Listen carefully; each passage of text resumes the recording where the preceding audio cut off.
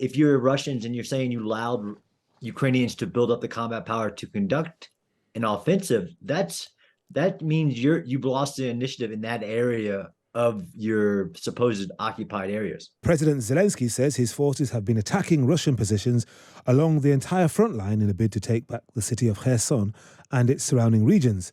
Ukrainian troops have been counterattacking since Monday, and reports say they're advancing. So let's talk to Major John Spencer, Chair of Urban Warfare Studies with the Madsen Policy Forum and the author of Connected Soldiers. Major, good evening to you. Good evening. What's your understanding of the latest here? Because we're hearing very positive news from the Ukrainians, but the Russians are saying this is rubbish. We're knocking them back. Right. So I never trust what Russians say. I only trust what they do. And just by the fact that they've acknowledged that a counteroffensive is happening, although they lie and say they've defeated it already, is a big news story.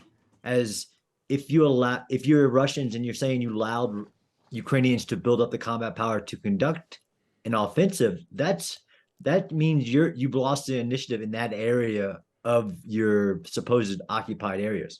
And when it comes to the strategy here, what's the low-hanging fruit to coin a phrase? What do you think they're really targeting, the Ukrainians?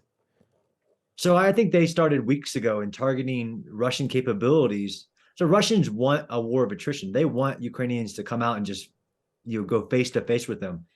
And the Ukrainians, for weeks now, we've seen that increase, have been taking out all the bridges as of even yesterday and the day before, taking out pontoons after the Russians try to put up a bridge, after the real bridge is blown, ammunition depots, command posts. They've been weakening the Russians.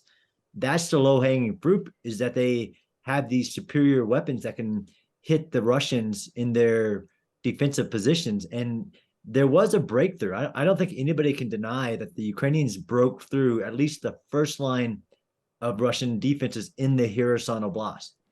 And how crucial to this counterattack is the new weaponry that's come in from the US and the other Western allies? I mean, it's vital. Everything from the actual system to the supplies to keep this offensive going. Offense takes a lot of resources, and this is a dangerous situation, as even now there's a media blackout because they're concerned about the reporting of the movements of Ukrainian forces. But those weapon systems are the key to their ability to do this. And they've shown the world that if they are given the systems needed, they'll implement them smartly and safely. The Russians, of course, are very, very determined. They're dug in, very, very proud as well. And President Putin doesn't want to give anything away. But how hard do you think they're going to fight to keep Kherson and, of course, to defend the Mykolaiv regions, where much of their military equipment is getting destroyed? At what point do you think they would go for broke? Or are they so determined that this is vital that they will do whatever it takes to hold on to it? Yeah, there's different scenarios there. I mean, these are hundreds of kilometers of areas, but I think the key right now is the fact that the Ukrainians have put into place a situation where you have Russians on the west side of the Dnieper who are now cut off. And that's not low-hanging fruit. It's going to be a tough fight, like you said, in the defensive, but really to those demoralized Russian soldiers who are now even command and control, like certain leaders left last week, who have now been abandoned on this side. That's a formidable target. And if the Ukrainians, I'm not saying it's a sure thing, can take that part of the Kherson area, that the actual city area west of the Dnieper, it would be a major win. And really the first offensive win of Ukraine of this war, but could be the tipping point of the change of tide and the final the final start of the push to push Russians back. Now, Major Spencer, you're a military man, so you're prepared to handle some incoming. You've got some from Stephen in Cheltenham, who took exception to your initial statement when you said you don't believe anything the Russians say. And he says this about you. Sorry, does this interviewee have any credibility with that opening statement, given the Western media's constant parroting of anything the Ukrainian government says, which is often disproved afterwards? Okay, that's incoming to you, Major. Yeah, no, so in God I trust. All the people bring data. Yeah. It's kind of hard to hide mushroom clouds happening all over southern Ukraine. And those aren't Russian caused mushroom clouds. So in that, I try to be as objective as possible, even though this is a illegal war, thought of the Russian military. So they are the bad guys in this situation. Objectively, let's count mushroom clouds. Let's count Russian ammunition depots going up in flames.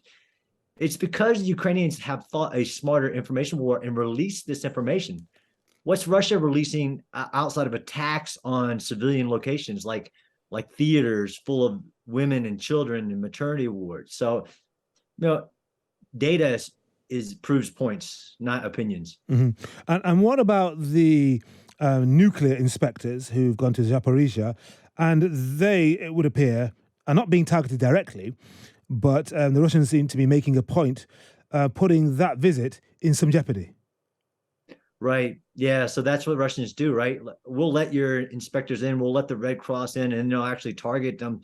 I'm hoping that the inspectors make it from Kyiv all the way down into the plant so they can give the most, as our listener was concerned about, the most accurate third-party objective analysis of what the Russians are doing in this act of nuclear terrorism and putting a nuclear plant in jeopardy. Okay, Major John Spencer, Chair of Urban Warfare Studies with the Madsen Policy Forum and author of Connected Soldiers. Thank you very much indeed for joining us on Times Radio. And thank